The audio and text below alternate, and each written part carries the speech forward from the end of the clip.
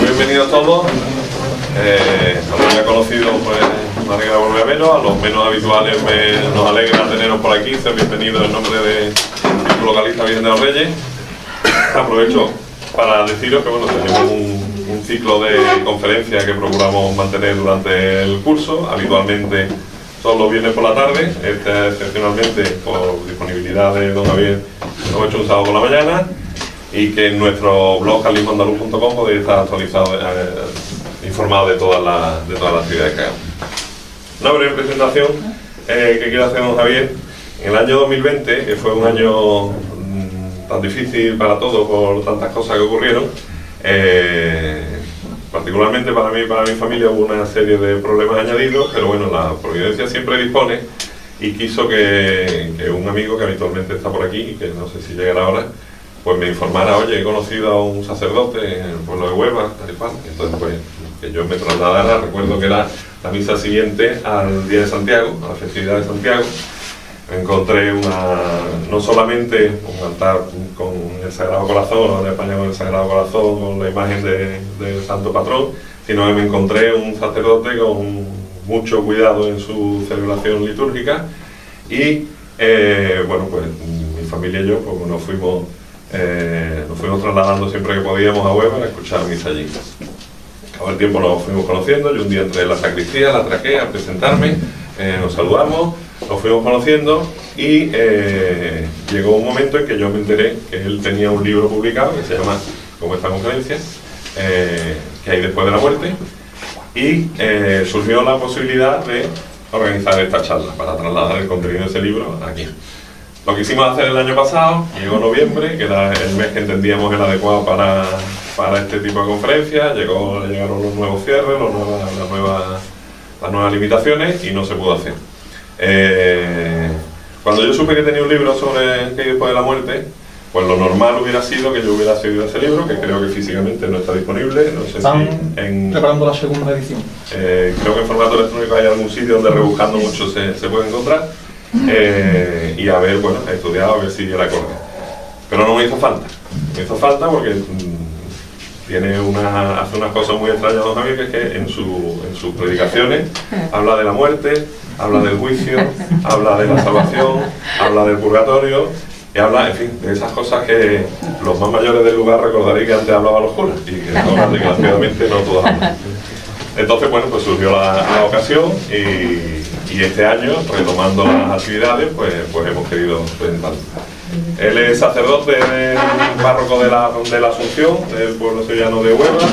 Nació en la Puebla del Río en 1984. Ha colaborado con algunos medios. En tiempos de María Visión tenía un programa sobre dudas, digamos, teológicas, dudas de fe así. Y es un estudioso de la escatología y de todos estos temas del que nos va a hablar ahora. Por lo tanto, volver a agradecer la presencia, pedir que pongamos en silencio todos los móviles, y el micrófono es suyo, Javier.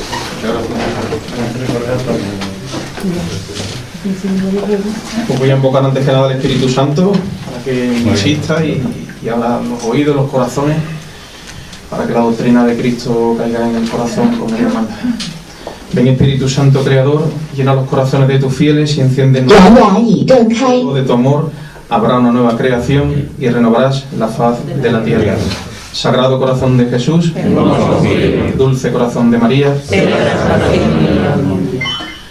Bueno, pues comenzamos esta conferencia que podemos decir que es el título que más almas ha convertido a lo largo de la historia de la Iglesia. Millones y millones de almas se han convertido tras responder en sus vidas a la pregunta que hay después de la muerte. Porque esa pregunta nos va a dar el norte y la guía de la existencia humana, del sentido de la misma vida aquí en la tierra. De todos los santos que hay, os llamaría mucho la atención cómo el responder a esta pregunta les cambió el rumbo de sus vidas, pero a cientos y cientos de santos. Una muy cercana a nosotros, Santa Teresa de Jesús, por ejemplo. Ella, cuando conoce lo que es el purgatorio, lo que hay, el juicio particular, dice: yo me voy a un convento. Yo me voy a un convento para estar el menor tiempo posible en el purgatorio. Ahora lo veremos con tranquilidad. San Juan de Dios, todos los instruidos por San Juan de Ávila, de la misma manera. San Juan de Dios salió corriendo como un loco, que lo metieron en el loquero y todo. Cuando escucha la predicación de San Juan de Ávila sobre los novísimos, y tuvo que él ir a sacarlo, porque decía, parece que se ha enloquecido. No había enloquecido, es que se había convertido. El alma, cuando escucha la verdad sobre lo que hay después de la muerte, hay como un clic dentro del alma que se abre en muchísimas personas. Esta pregunta, en la Edad Media, a partir del siglo VII, se le comienza a llamar como la pregunta magna. La pregunta magna porque daros cuenta que es primero una pregunta interesantísima, porque nos vamos a morir todos. Todos los que estamos aquí nos vamos a morir. No sabemos ni el día ni la hora, pero vamos a tener que pasar por ahí. Lo normal en un ser humano es, si yo tengo que pasar por algo, conocerlo, ¿no? ¿Qué viviré después de la muerte? ¿Qué hay? ¿Cuál es el problema? Que como es una pregunta tan interesante, tan profunda, tan nuestra como seres humanos, que se habla mucho. Te puedes encontrar las barbaridades más grandes. De hecho, cuando yo estaba en María Visión, hicimos la prueba, fuimos con las cámaras a varias plazas de Sevilla, y a todo el que pasaba le preguntamos: perdone, ¿usted qué piensa que hay después de la muerte? Imaginad lo que salía de ahí. Barbaridades, lo más grande. Hay un desconocimiento atroz. La mayoría de la gente decía: el cielo, todo el mundo va al cielo. Que eso es lo que piensa todo el mundo: se muere tu padre, tu madre, tu tío, un hijo, ya está en el cielo, pobrecito. Pues es mentira, vais a ver la verdad. Por eso, a mí me gusta decir en esta conferencia que yo no voy a hacer una disertación filosófica ni teológica de lo que dice uno, de lo que dice otro. No. A nosotros no nos interesa el pensamiento humano en este aspecto. A nosotros nos interesa la verdad. La verdad de lo que hay después de la muerte. Sobre lo que hay después de la muerte hay mucho escrito. Mucha gente ha dicho: yo creo que después de la muerte, yo pienso que hay después de la muerte, pero eso a mí no me interesa. Yo quiero saber qué hay detrás de ese muro. Y el único que ha traspasado ese muro es Jesucristo, el Hijo de Dios. Jesucristo muere un Viernes Santo en la cruz, resucita el tercer día y vuelve para decirnos lo que hay después de la muerte. Lo dijo durante su vida pública y lo recoge el Evangelio, pero tras la resurrección Él descarga toda la fuerza de la verdad de Cristo en la Iglesia, y la Iglesia la coge como un depósito de oro que ha cambiado la vida de millones de personas. Es curioso cómo los cristianos, a lo largo de toda la historia, nos ha gustado recopilar, dejar por escrito todo lo más importante para nuestras vidas como cristianos. A mí me gusta mucho coger los catecismos, los compendios que han surgido a lo largo de la historia de la Iglesia, porque te das cuenta de qué es lo que primaba en el corazón de los cristianos en esos momentos. Por ejemplo, si tú coges la Didache, que es los discípulos siguientes a los apóstoles, te das cuenta cómo lo que había en el corazón de los cristianos era cómo estructurar la liturgia, cómo se hace una santa misa, una Eucaristía, cómo hay que hacer un bautismo, las reglas, ¿no?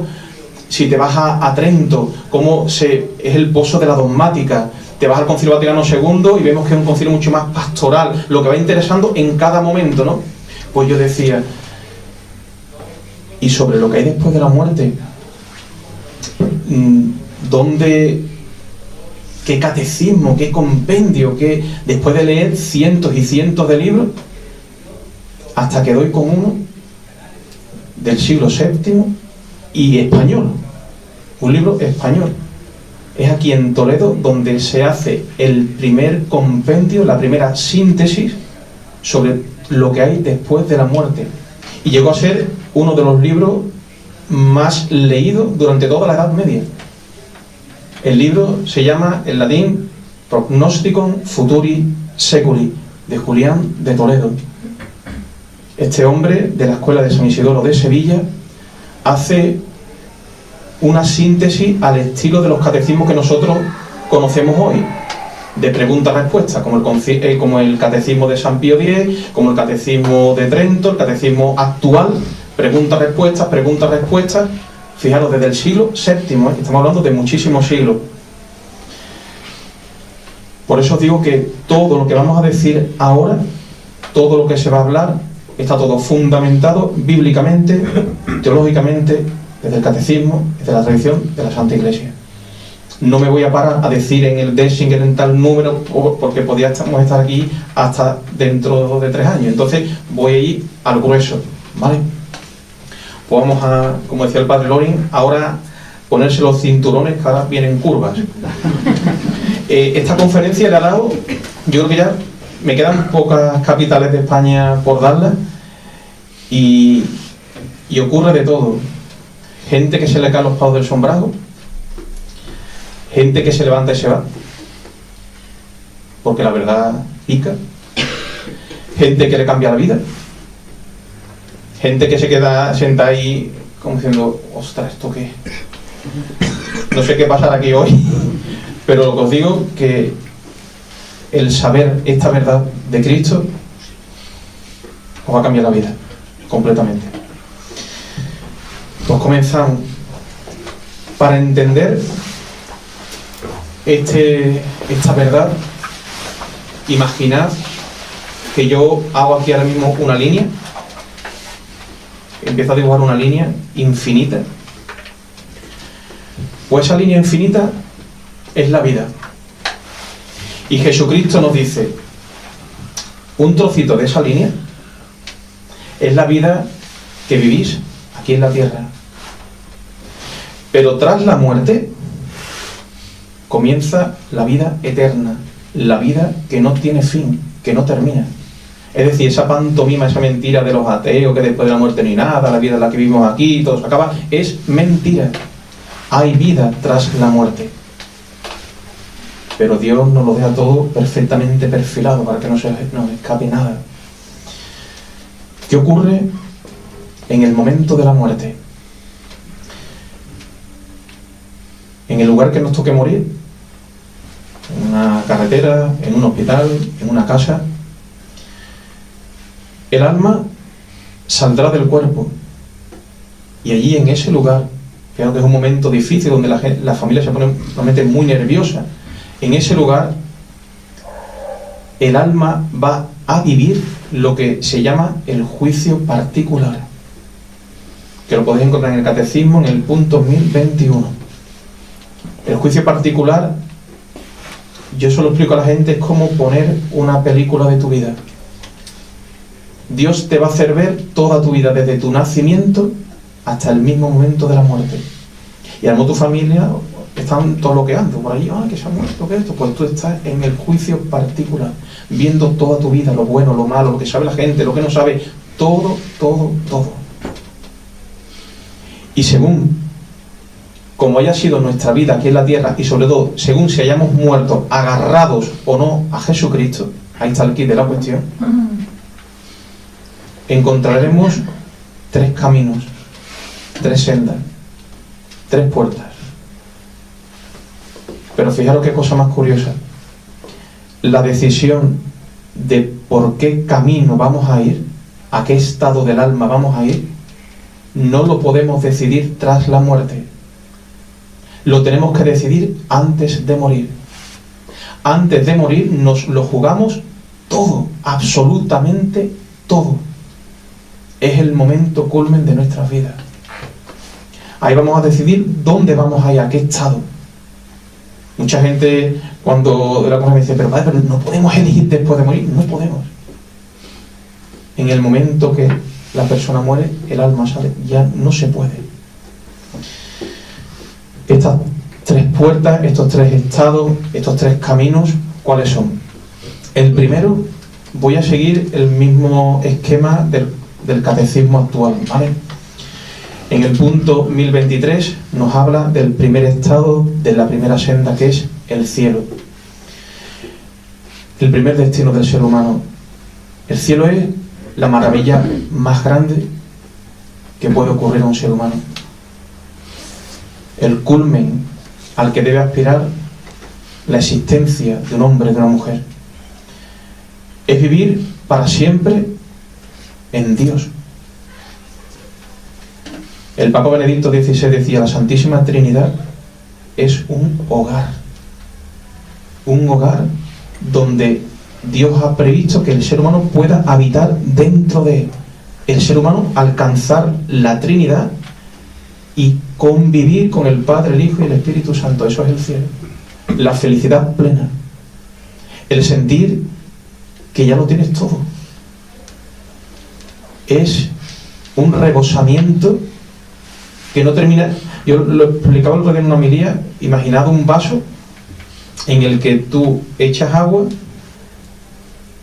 pero no se termina de... se va haciendo más grande y tienes que... Contra más agua echa, más grande se hace. En el cielo no te cansas. Aquí nos cansamos de todo, hasta de lo bueno. En el cielo no te cansas.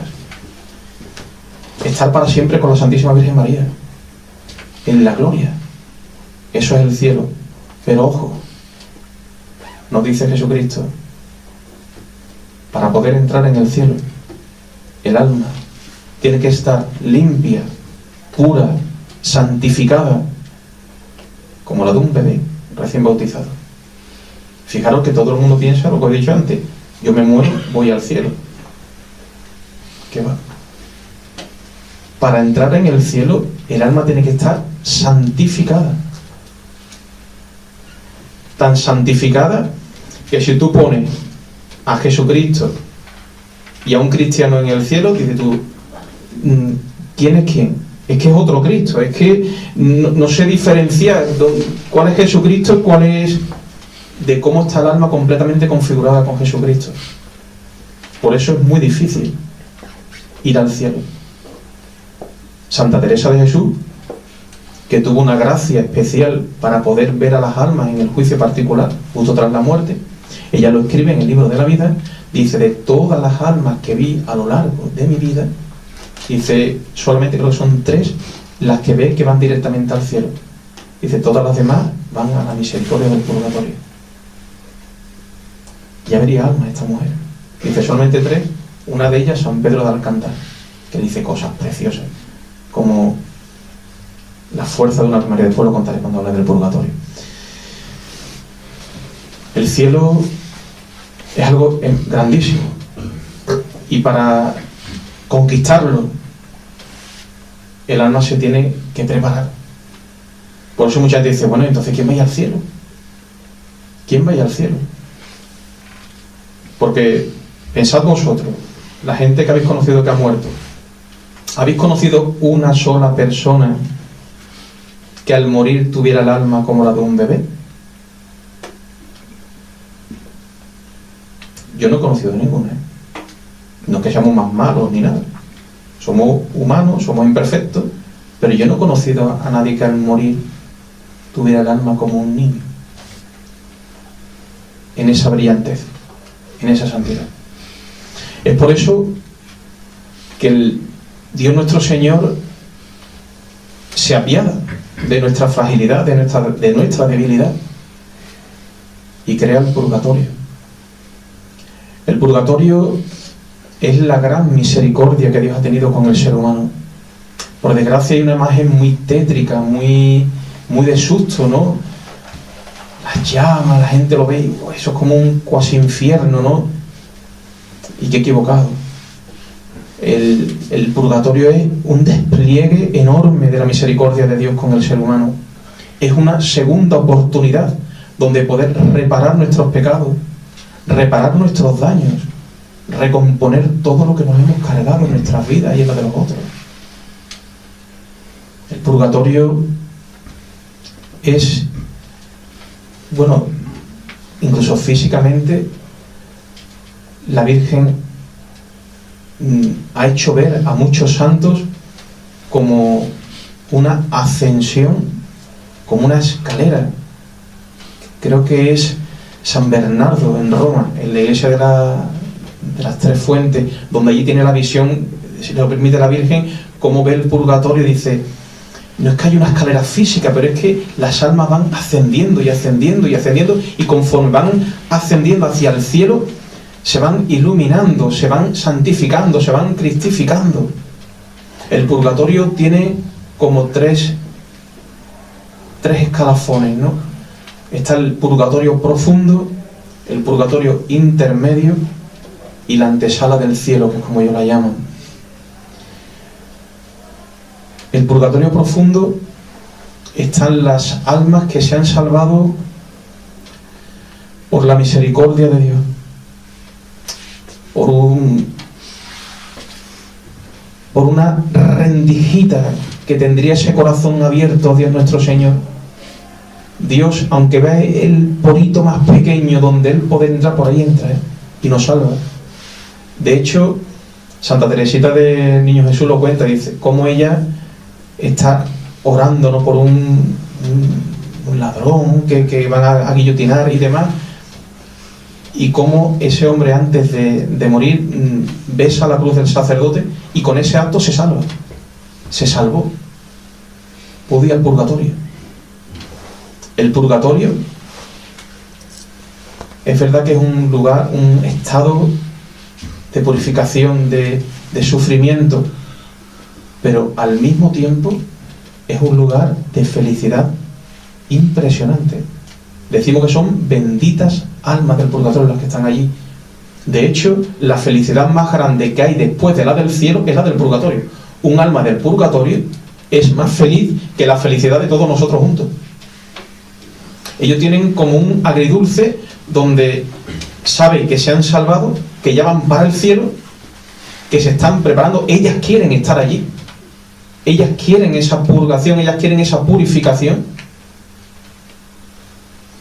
Tienen una felicidad, pero al mismo tiempo dicen: quiero llegar al cielo. Estoy viendo que el cielo está allí y no puedo todavía. Eso las va purificando en amor. Las almas del purgatorio tienen que estar mucho tiempo, según las almas, claro. Hay almas que están 3 días, almas que están 40 años y almas que están 200 años o más. En Fátima, cuando muchos lo conoceréis, cuando la Virgen se aparece, en una de las apariciones, no sé si es la primera, cuando Lucía le pregunta a la Virgen que se habían muerto 2 amigas, que cómo estaban. Una de ellas le dice que ya está en el cielo, y la otra, que creo que se llama Amelia, le dice: Amelia estará en el purgatorio hasta el final de los tiempos. Y tenía 19 años esta chica. Pero es que los años en el purgatorio, daros cuenta que traspasar el umbral de la muerte es romper con el tiempo. No hay tiempo. Es un estado.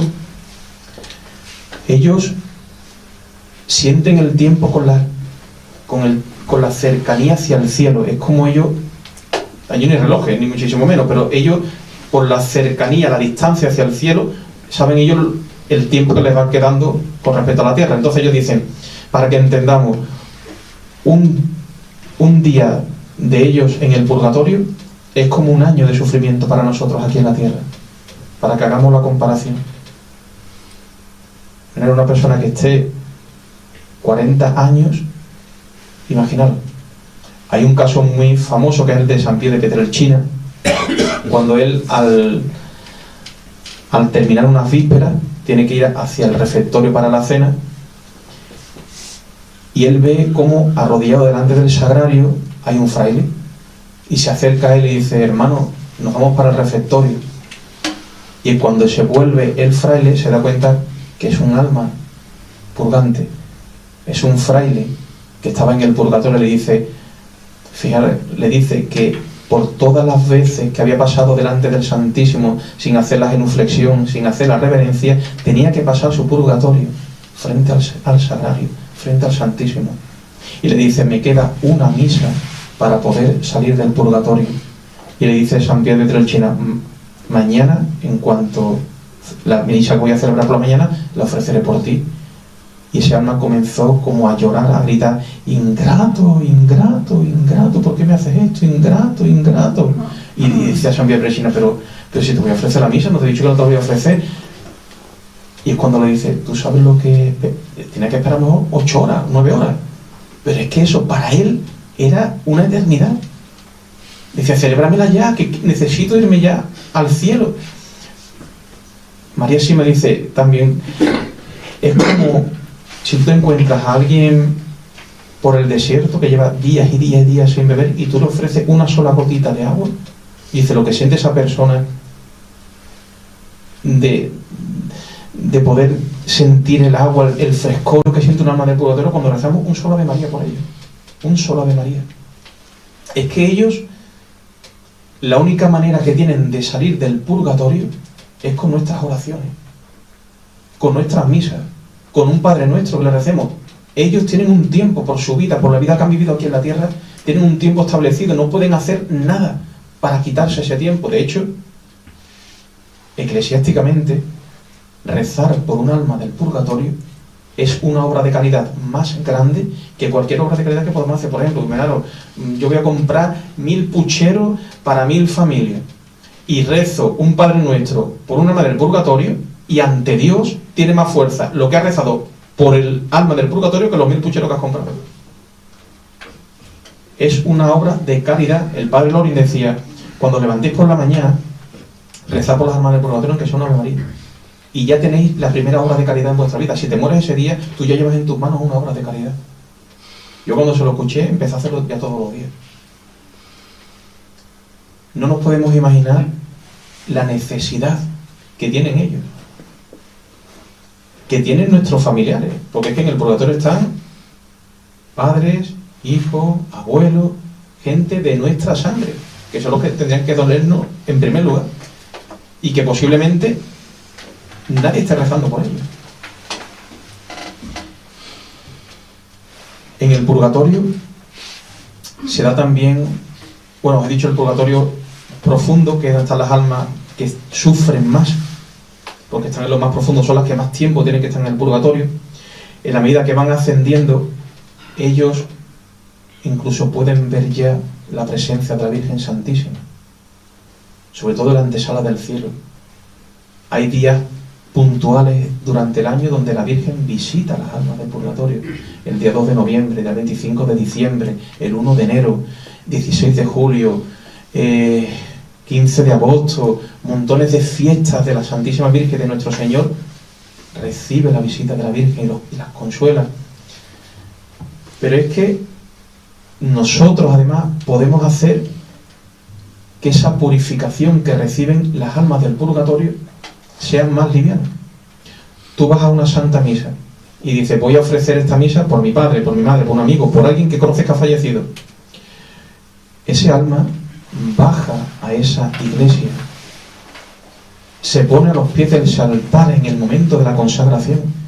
Si miráis fotos, dibujos antiguos de las almas del purgatorio, la representa siempre a los pies del altar, y es así. Mucha gente que ha perdido a sus hijos, gente que quiere mucho, y digo, en una misa vuelven a esa misa, a ese lugar. Y durante el tiempo que dura esa misa, adelantan en el purgatorio, pero no sufren con la fuerza del purgatorio. Imaginaros lo que es eso para ellos. Durante ese tiempo que están purgando, que se están purificando, que se están preparando, Dios les permite en muchos momentos ver las circunstancias de nuestras vidas, ver cómo estamos nosotros aquí en la tierra. Nos impresionaría si pudiéramos verlo, cómo en tantos momentos de nuestra vida donde estamos sufriendo la cruz, donde estamos sufriendo los alfilerazos de la vida, y ellos están ahí sosteniéndonos, ayudándonos. Mucha gente me dice, ay padre, que sentí a mi padre, sentí a mi madre, a mi hijo. Digo, si supiera, están más cerca de lo que nosotros nos imaginamos. Ellos, además de purificarse, pueden interceder. Ellos gozan intercediendo por nosotros ante Dios. Estamos acostumbrados a pedirle a los santos, a San Judas Tadeo y a Santa Ángela de la Cruz. Si supiéramos la intercesión, la fuerza que tiene la intercesión de un alma del purgatorio, daros cuenta que el sufrimiento de ellos es un sufrimiento ofrecido con mucha pureza. Porque nosotros aquí en la tierra, cuando ofrecemos sacrificios y cosas, siempre hay un resquicio de egoísmo. Esto me va a ayudar a mi salvación, me va a ayudar a mí de alguna manera, voy a ayudar. Hay un puntito de egoísmo, ¿no? Humano. Pero es que en el purgatorio no. La purificación de ellos es purísima. Es para agradar a Dios, para glorificar a Dios, y solamente tener en su alma el que puedan estar preparados para estar delante de Dios. No hay egoísmo ninguno. Por eso, pedirle mucho a las almas del purgatorio. Ponerle vuestras intenciones a sus pies y rezar por ellos. Cuando hay un sacramento en la vida de una familia, una boda, un bautizo, una confirmación, las almas del purgatorio asisten para interceder por esa persona. Y muchas veces se nos escapa esta parte de la realidad. Estamos tan acostumbrados a lo visible, a lo tangible, a lo material, que se nos escapa lo más grande de nuestras vidas, que no se ve. Las almas del purgatorio, si pudiéramos escucharlas, a un Padre Vuestro, a un hijo, si pudiéramos escuchar sus voces, ¿sabéis lo que nos dirían? Dos cosas. En primer lugar, estad preparados. Estad preparados porque no sabéis ni el día ni la hora. Estad preparados porque os jugáis vuestra eternidad. Y tenemos que estar preparados. Nuestra confesión frecuente. Cada noche, nuestro acto de contrición. Tenemos que estar preparados en todo momento porque no sabemos ni el día ni la hora. Y la segunda cosa que nos dirían: sáquennos de aquí.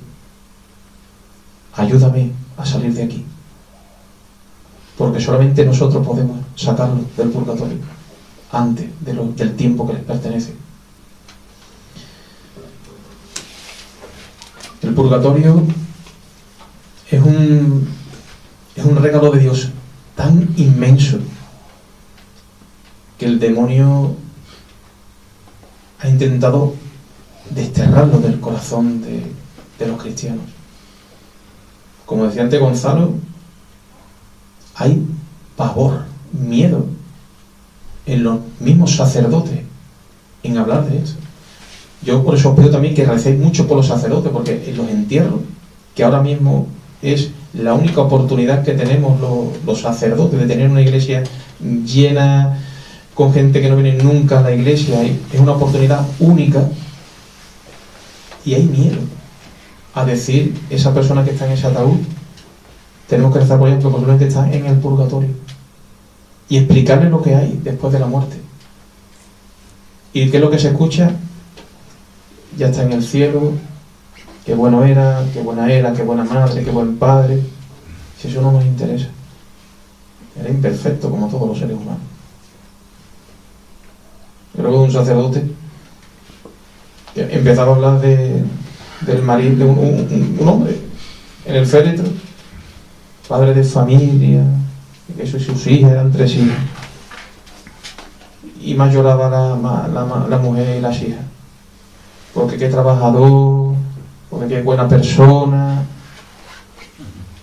por las palizas que le pegaba la madre, la decía la chica. Le llamaba, era el cura la que está hablando. Por eso hay que rezar mucho por los sacerdotes, para que vayamos a lo esencial, a la verdad del Evangelio. La tercera puerta, la tercera senda, es el infierno. El infierno existe, hermano. El infierno existe. El infierno es horroroso. Es lo peor que puede ocurrirle a un ser humano. Es pasar toda la eternidad sin Dios, sin poder volver a Él, sin poder acceder a Él eternamente. Es no solamente el estar lejos de Dios, que es lo más horroroso, ¿no? Es el conocimiento de que estás allí por ti, por tu culpa. El Padre le decía, los testimonios que hay de almas del infierno que se han escuchado, fue por mi culpa, fue por mi culpa, fue por mi culpa. Porque Dios no manda a nadie al infierno. Al infierno va el que quiere. Los brazos de misericordia de Dios están abiertos. Están abiertos. El alma que va al infierno es porque ha querido, porque se ha empecinado, porque no quiere ir a los brazos de Cristo, porque no se quiere arrepentir de su pecado, porque no quiere el perdón de Dios, porque no quiere estar con Dios. Es muy fuerte. Y diréis, pero padre, hay gente tan cerrada que prefiera estar en el infierno antes que con Dios. Mirad en España la cantidad de cementerios de ateos que hay, donde tú tienes que firmar que rechazas a Dios, que no quieres ni ver a Dios, para poder enterrarte ahí, y están llenos. Están llenos.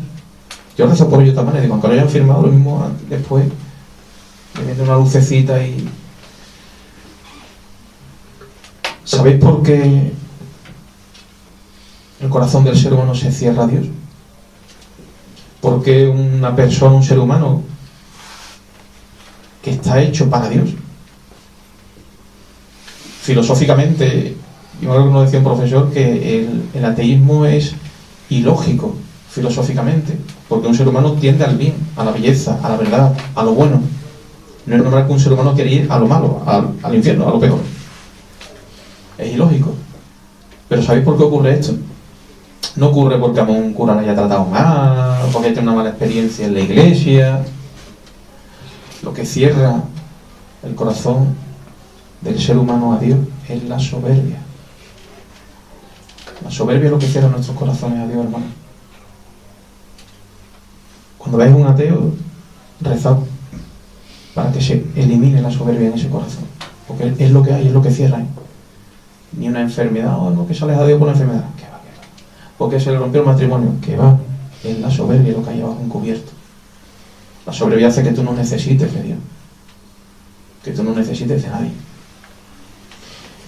Y el problema del infierno es que del infierno no se sale. El purgatorio es para ir al cielo, pero del infierno no se sale.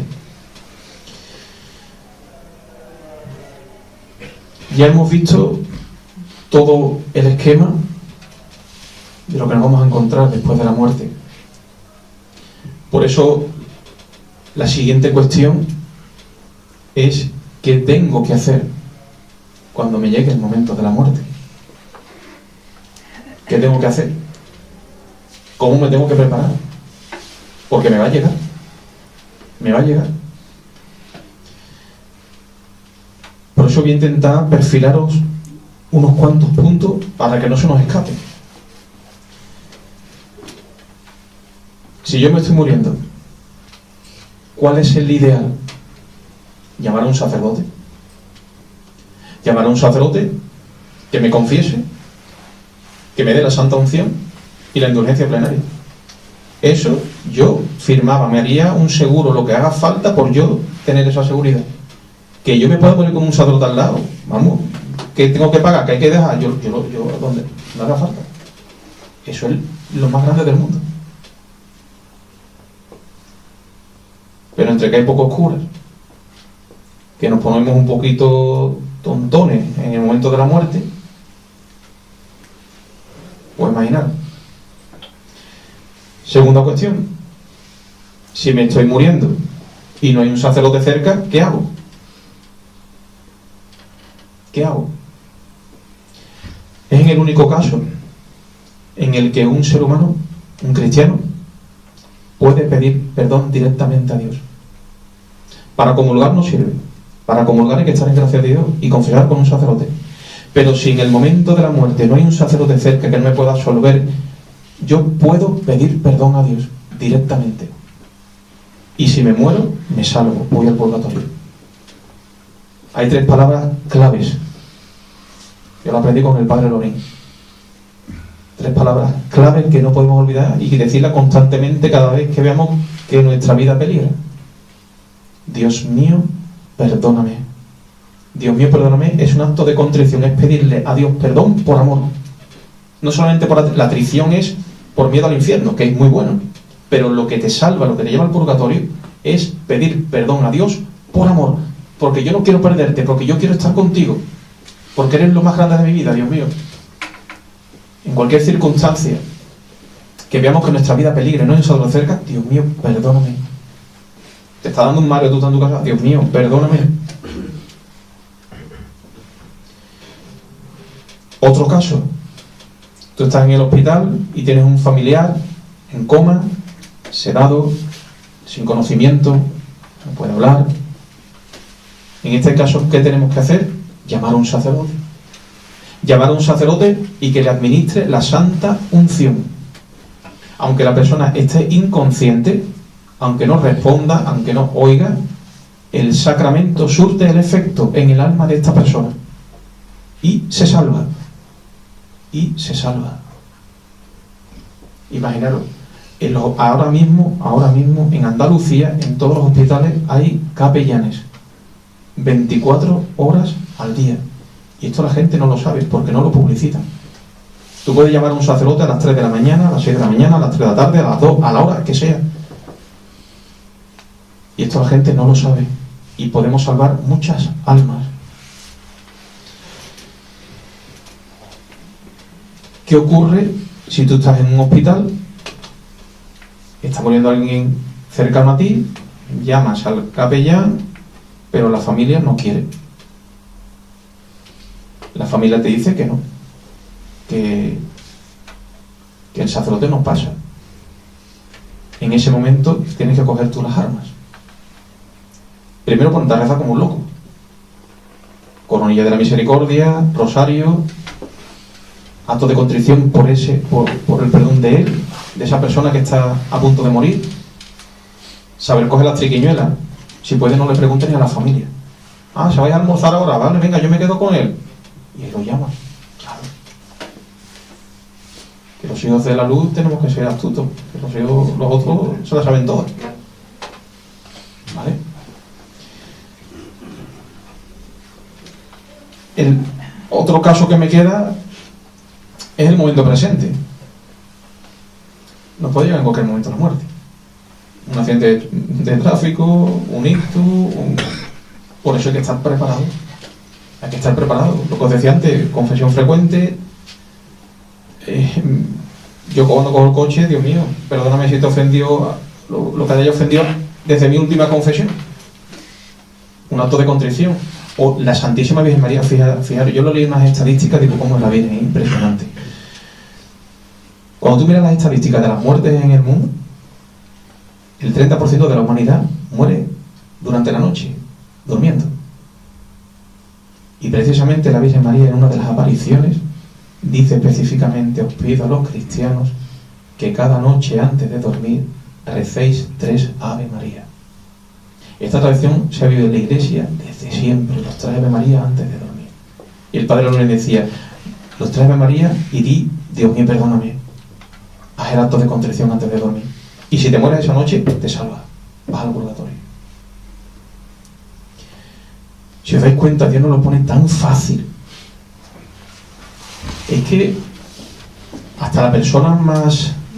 Es que no era de iglesia. Si tú ves que se está muriendo, tú le llevas un crucifijo chiquitito, una estampa del corazón de Jesús, que la bese.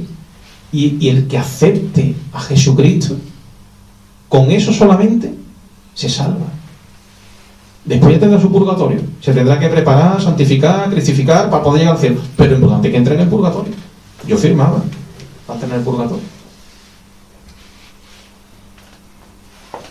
Es impresionante, ¿no? Lo que os digo, cuántas facilidades nos da Dios para salvarnos. Cuántas facilidades. Por eso el demonio es tan astuto. Por eso él se acerca a tu vida y a la mía además sabe mucho, porque él no llega de repente ahí, que lo vemos ahí con los cuernos, no, que va. Él va apagando.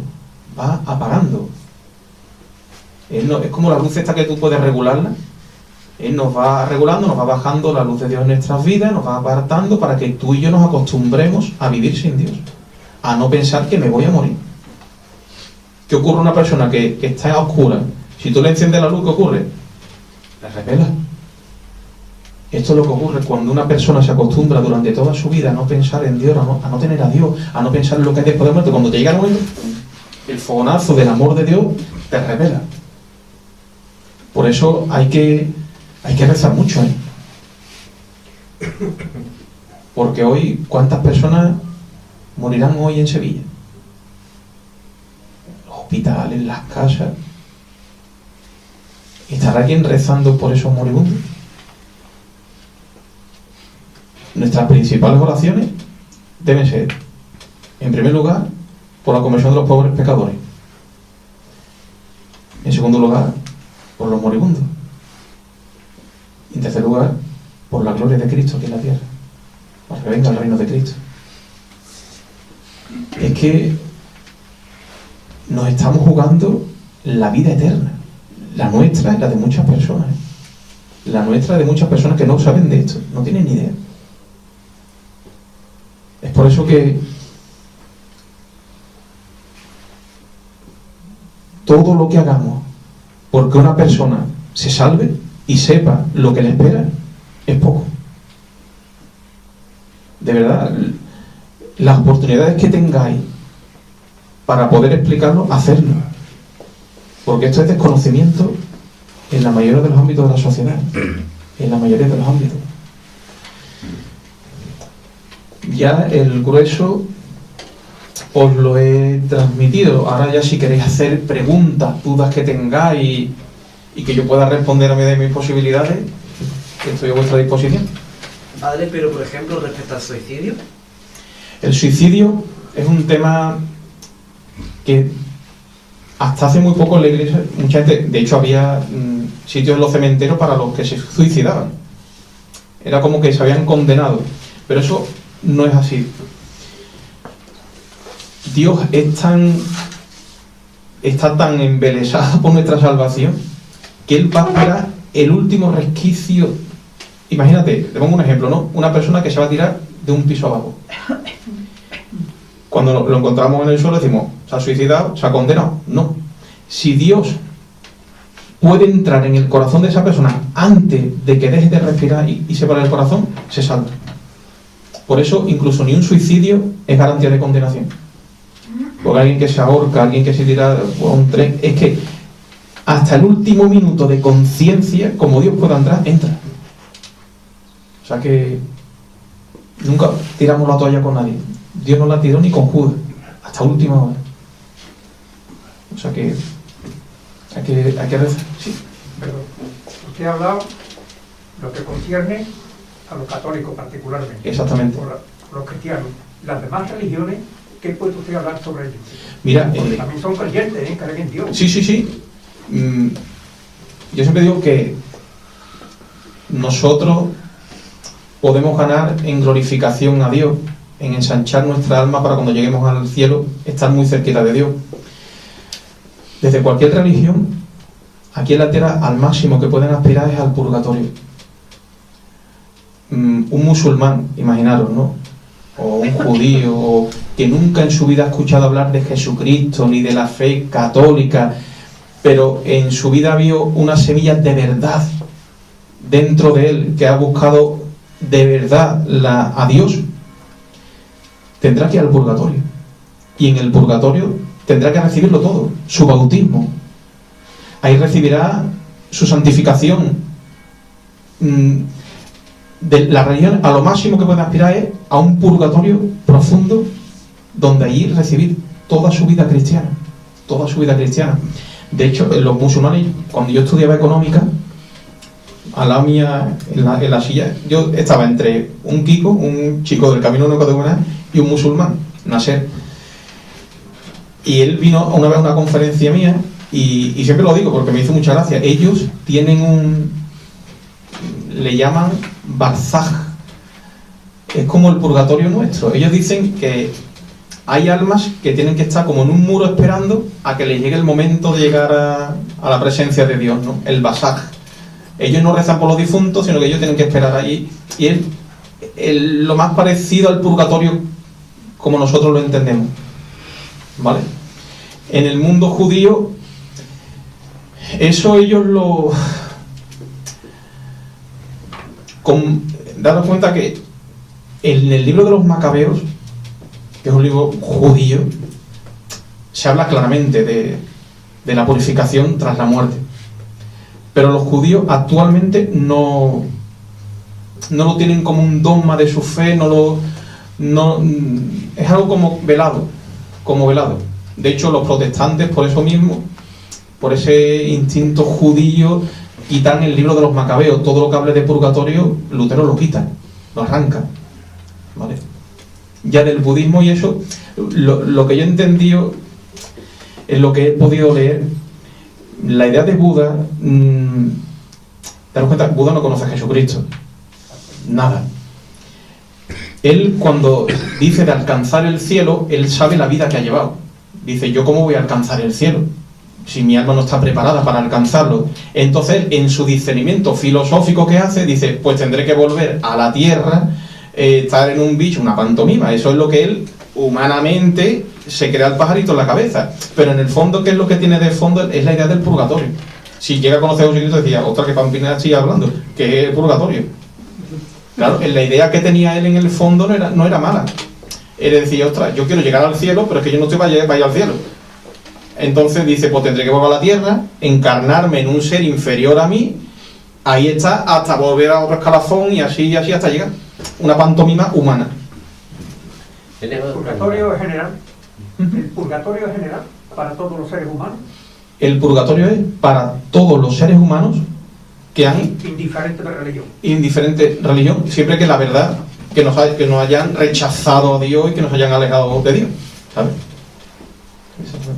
Una pregunta es, si el purgatorio hay un tiempo, aunque no sea exactamente como el de la tierra, ¿hay también un lugar para las almas? ¿Están en algún lugar? Eso es un tema controvertido. Ahora mismo, tal como lo especifica el catecismo, se le llama estado del alma. Es un estado. Pero es verdad que cuando tú vas a revelaciones de santos y demás, no sé si por el vocabulario hablan de lugar. De hecho, en los catecismos antiguos se habla de lugar. Lo que es verdad que es un estado real. De hecho, un momentito.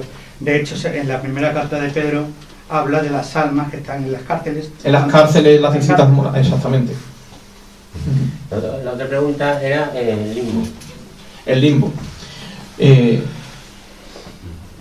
limbo no se ha quitado. Lo que se ha quitado es el término. Cuando un niño bautizado muere, va directamente al cielo. Cuando un niño no bautizado muere, ese niño no ha cometido pecado personal, pero tiene el pecado original. Y con el pecado original, aunque sea el pecado original solamente, no puede entrar en el cielo. ¿Qué nos dice la tradición cristiana y el resquicio que hay en la Biblia? Que estas almas llegarán, dice en futuro, llegarán a la gloria, llegarán al cielo, llegarán a la misericordia de Dios. Al ponerlo en futuro, ¿eso qué quiere decir?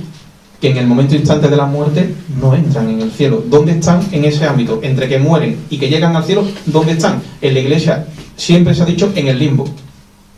Es un término que no es bíblico, que no es teológico, por eso el Papa Benedicto XVI decidió quitarlo, porque el término no tiene fundamento teológico ni bíblico. Pero lo que es la cuestión si es real.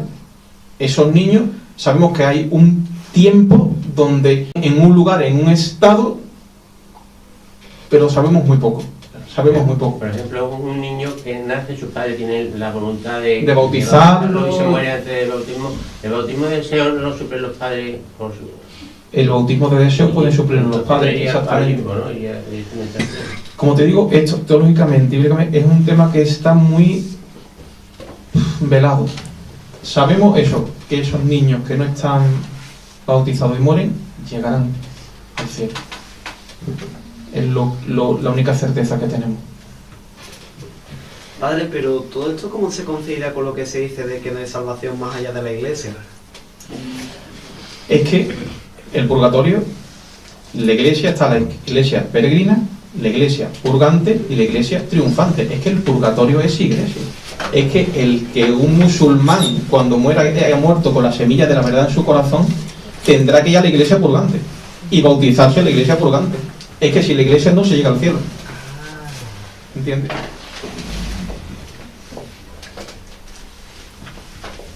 Yo más que pregunta, la historia de la desaparición del alma a San Pío, la contó en la homilía del lunes, entonces estaba yo allí y me llama, lo que no dijo, o lo del sagrario. No dijo es lo de arrodillarse ante el sagrario, entonces creo que sabe por dónde voy, me ha llamado mucho la atención cuando sabe que incluso en colegios nominalmente católicos se le dice a los niños que no se arrodillen al pasar ante el sagrario porque pues hay mucho follón. Están haciendo que después esos niños van a estar en el purgatorio más tiempo que sanando.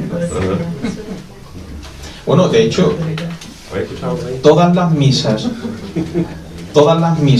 que nosotros no escuchemos aquí en la tierra, desde que tenemos uso de conciencia, por ejemplo, yo me muero con 40 años y a mí me pertenecían haber escuchado desde que tengo uso de conciencia 1300 misas. Y solamente he escuchado 300. Las otras 1000 tendré que escucharlas desde el purgatorio. Es decir, el purgatorio es un tiempo de reparación, es un tiempo de rehacer todo lo que deshicimos, de hacer lo que no hicimos. Es impresionante. Una cosita. Yo he oído testimonios de madres que han abortado y que luego no sé cómo saben o dicen que la Virgen está cuidando de esos niños abortados. Y otra cosa, cuando se va muchas veces delante de los abortorios a rezar, se hace una especie de bautismo. De bautismo, exactamente, de esos niños. De esos niños, que si eso... Como os decía, estos son revelaciones, pero donde la Iglesia hasta ahora no se ha pronunciado, que es una práctica habitual, que se hace y que es muy recomendada porque es verdad que el bautismo de deseo, como el de sangre, existe en la Iglesia católica. Entonces, todo lo que podamos hacer por esos niños, que son predilectos de la Santísima Virgen, hay que hacerlo. De hecho, muchas familias que han abortado naturalmente y demás me llaman: padre, bautízame a mi niño y demás, y yo lo hago. Le ponemos su nombre, por Jesús María, o... Aunque ya lo hayas perdido. Lo haya perdido, exactamente. Yo puedo contar el caso particular nuestro. Nosotros, ella, en este caso, el último aborto que tuvo, no deseado, obviamente, el último tenía 7 meses. Entonces ella tuvo que dar a luz, mi mujer. Y después de eso, tuvimos en casa mucho la presencia de ese bebé en la casa. Por eso lo del limbo y todas esas cosas. Entonces tuvimos la oportunidad de ir a Medjugorje. Entonces allí en Medjugorje fue como... Ella tuvo una experiencia de una paz muy grande, muy grande, muy grande. Yo tuve otra cosa que fue... Si conocéis el Medjugorje, el monte Xeva, donde las apariciones de la Virgen. El Krisheva. Las apariciones, ¿no? El Pódoro. Entonces, ahí son peñascos así de grandes y la verdad que subí como una cabra, ¿no? A la Virgen. Pero ahí yo caí en el suelo, de rodillas, y justo caí en el suelo con 2 piedras que estaban, como diríamos, moldeadas para mis rodillas. Y entonces ahí sentimos ella y yo la despedida de nuestro hijo, sentirla, ¿sabes? Y a mí fue yo, ¿sabes? Yo te hablo de mí, que yo no soy nadie, pero bueno, yo puse los brazos así, no sé por qué, como ofreciéndose a la Virgen, y ella igual. Y desde ese mismo instante, luego se hizo una misa que le bautizamos. Y desde ese instante, pues las cosas que pasaban en casa desapareció, todo, ¿sabes? Todas esas cosas, pues, bueno, fueron, gracias a Dios, desapareció. Y nosotros decimos que nuestro hijo sí está con la Virgen. Eso es lo que... Cuando una persona muere, inmediatamente el alma va o bien al purgatorio o al cielo, o hay un lapso de tiempo. No sabemos el tiempo exactamente. Yo he encontrado textos que hablaban de 3 días, textos en el mismo momento. Lo que sabemos que es un periodo corto, muy corto. En el momento en el que el alma sale del cuerpo, se produce el juicio particular, donde la persona, como decía antes, ve toda su vida. Y en el momento que termina el juicio particular, a uno de los 3 estados. Pero que no se queda, porque hay un error que he escuchado, porque yo había un estado de que los había publicitado como unas tales almas errantes. Creo que hay un libro publicado de algún autor. Yo, todo lo que he estudiado hasta ahora, y dentro de la doctrina católica no cabe. Las almas no pueden estar en un sitio ahí que no está ni en el cielo, ni en el purgatorio, no, eso es una pantomima que no tiene fundamento ninguno, ni bíblico, ni teológico, ni doctrinal, ni nada. ¿Vale? Porque escuché, porque hay un libro, se llama no sé qué, de las almas errantes. No, eso no existe. ¿Vale?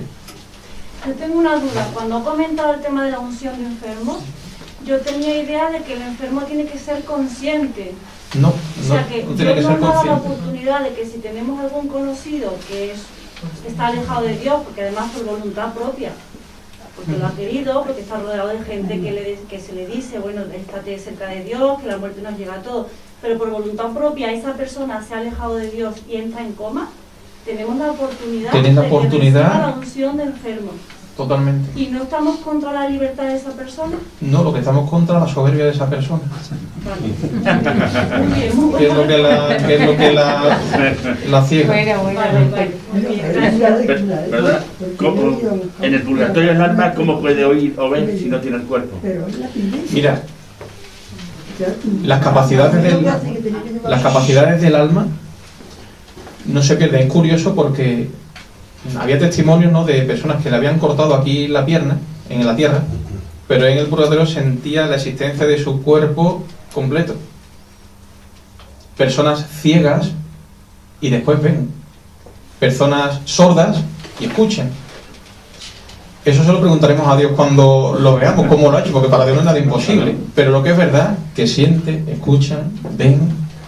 De hecho, podéis felicitarlas por su cumpleaños, porque ellos tienen un conocimiento de nuestras vidas impresionante, impresionante, y nos necesitan.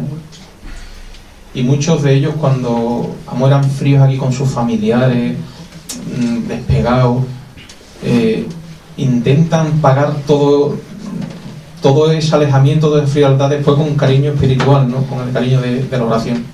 Claro, yo por eso entiendo que como es el alma, no ocupa espacio, entonces no tiene sentido hablar de lugar, más bien de estado. Es un estado, exactamente. Ahora mismo, actualmente se habla de estado. ¿El purgatorio dónde está? Pues mira, aquí ahora mismo, cuando hablamos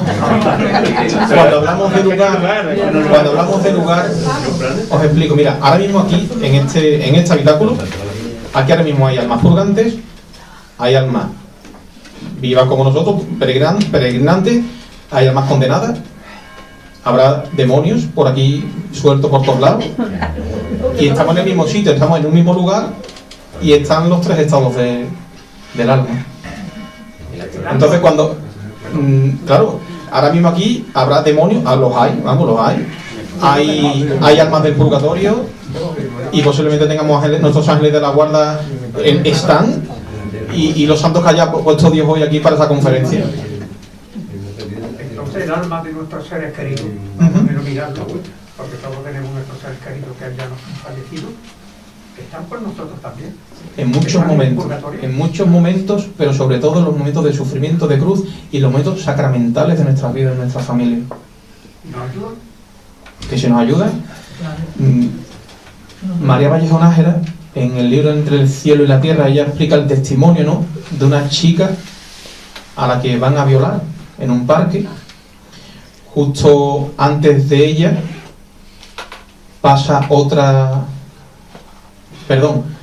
a esta chica la van a violar, pero no lo hacen, y violan a otra chica después. Y cuando le están preguntando al tío por qué no fuiste a por esta chica que pasó justo minutos antes, dice, es que llevaba 2 personas con ella, llevaba 2 hombres con ella, y me dio miedo de acercarme. Y esa chiquilla iba sola. Y después se supo que eran 2 almas del purgatorio que la acompañaban. Por tu ángel de la guarda, ¿no? La chica, María Bayona, en este caso, especifica que eran 2 almas del purgatorio, su tío y su abuelo, su tío y su padre, especifica que eran 2 hombres de su familia. Bien, hay una parte de la que no hemos hablado, quizás porque da para más todo este tema, porque se ha hablado del juicio particular, pero no del juicio final. Son las 2 partes que se ven sobre todo en los ejercicios de San Ignacio, en los novísimos y tal.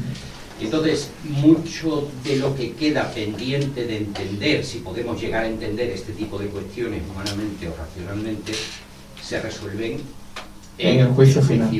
Ah, bien.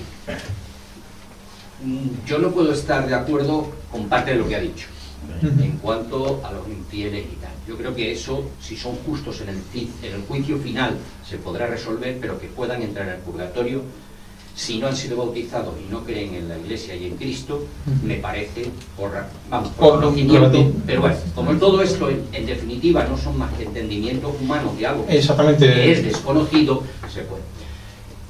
Claro, si no se pertenece a la Iglesia militante, como se decía antiguamente, o como se ha dicho hasta hace, me parece que 4 o 5 años, que ahora ha cambiado el concepto por peregrina, existía la Iglesia militante, la Iglesia purgante y la Iglesia triunfante. La triunfante era la que estaba en gloria de Dios, y la militante, pues, porque, como bien dice la Biblia, la vida es milicia. La vida es milicia. En cuanto a lo que iba, que era al juicio final. En el juicio final es donde todo este tipo de cuestiones se verán. La parte del tema de los abortos... Pero antes para puntualizar, sí.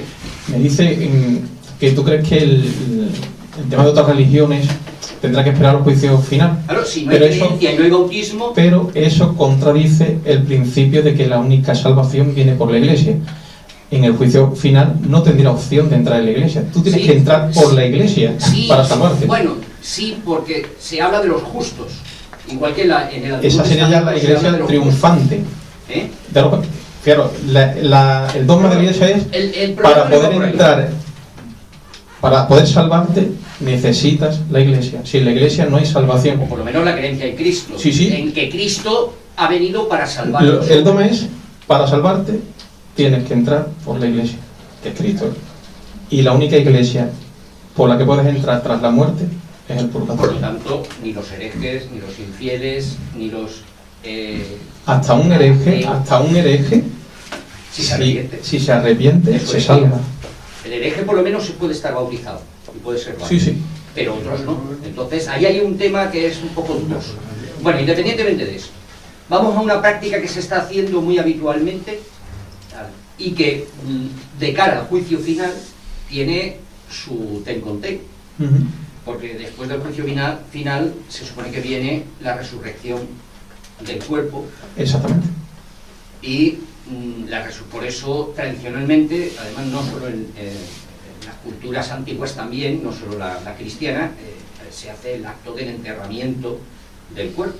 De hecho, los judíos, donde se entierra un cuerpo, no se vuelve a enterrar otro. Efectivamente. Entonces, tenemos un problema hoy en día con el tema de la incineración de las cenizas, que además era una costumbre bárbara e impía.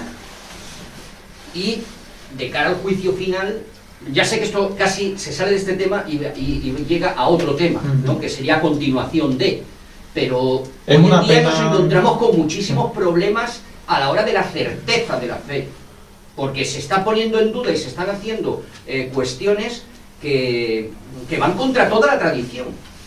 Es que el fundamento malísimo que hay en la sociedad de hoy es que cuando te mueres y ya no hay nada. Ya, pero cuando eso se asume por la propia, cuando eso se asume, esas tendencias, no digo doctrina, pero sí esas tendencias, se asumen a veces por parte de la Iglesia, ahí tenemos un problema, un conflicto, los que somos fieles, que necesitamos de ciertas certezas. No sé si me estoy explicando. Sí, perfectamente. Ahora mismo, por desgracia, cada vez está más en boga el tema de la incineración. La Iglesia, viendo cómo esto se ha descontrolado completamente, ha dejado ahí esa cuerda de, mira, por lo menos, si lo vais no es lo normal, cristianamente, de hecho, no es normal que se incinere un cuerpo, pero como esto ya se ha descontrolado estructuralmente, por lo menos que esas cenizas no se esparríen por el rocío, por el agua, por el mar, por que estén en un lugar santo, columbario. Pero sabéis que es una locura lo que se hace, entonces Sí. la Iglesia ha intentado remediarlo dentro de las posibilidades. Pues mira, pues por lo menos que tengan una sepultura. Bueno, sí. Que te entiendo, pero Son aceptaciones del mundano. Los tres enemigos del alma son el mundo, el amor y la carne. Si empezamos por aceptar todo lo mundano, apague, vámonos. Satanás ha triunfado. ¿qué te digo? Aparentemente, porque ya sabemos que no puede. Aparentemente, pero el non serviam ha triunfado aparentemente. Entonces tendremos que afianzarnos en nuestros convencimientos. Donde manda capitán no manda marinero. Eso. Pero en el fondo da igual, ¿no? Porque a ver, cuando sea la ceniza que no van a ser las moléculas que tenemos aquí, por así decirlo, vamos a ver las moléculas. Cristo recompondrá cada molécula, cada... El Padre Rodríguez lo habla mucho también eso, ¿no? De que en aquel momento tendremos la misma estructura aquí, lo que pasa es que un cuerpo perfecto y tal, pero molecularmente es lo mismo, tendremos carbono, nitrógeno, hidrógeno, todo, ¿no? Sí, es así. Pero no va a ser el carbono que tenemos aquí, será no otro carbono. Será un cuerpo transfigurado, será un cuerpo glorificado. Pero la molécula como tal será la misma, tendrá la misma estructura molecular, los mismos orbitales. Para nosotros es como si, pero ¿cómo se hace eso? Pero es que para Dios es posible. Evidentemente. Es que Dios puede sacar de aquí un cuerpo, un hueso. Digo que en el fondo da igual, yo entiendo que se incinere o que no, a lo mejor son muy más prejuicios nuestros, ¿no? Es que una conciencia cristiana sabe que el cuerpo es el templo del Espíritu Santo. Es un respeto, ¿no? Es un respeto. Sí, pero si lo llevas al columbario y allí vas y rezas por él y tal. Yo no sé si habéis visto alguna incineración, es que hasta el mismo cuerpo es algo atroz, ¿no? Como parece que el cuerpo se revela contra esa cremación.